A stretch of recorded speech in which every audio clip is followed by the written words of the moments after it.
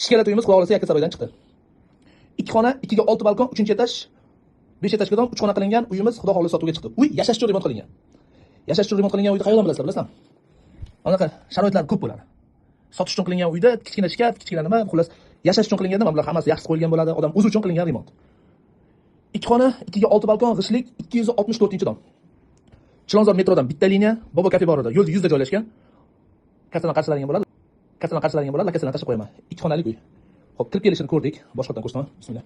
Kirib kelganda koridor, kengich, yonida sanuzel. G'ishli domlarda bilasiz, sanushon bo'ladi. Uy rostakimga yashash uchun qilingan, sotish uchun remont qilinmagan. Chunki har bitta narsa yaxshi narsalar qo'yilgan. Bu yerda zal, smart televizorlar bilan, bu yerda konditsioner, bu yerda spalnisa. Katta bemalol garchilik ishlayapti.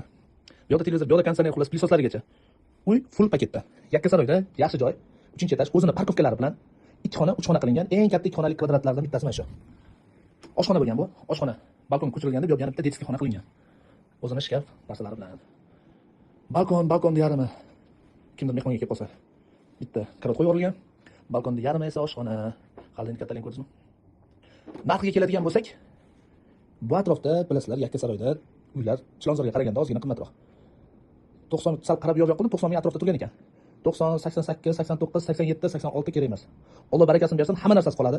Kalsraz natasida beriladi. 85 mingga bera olamiz.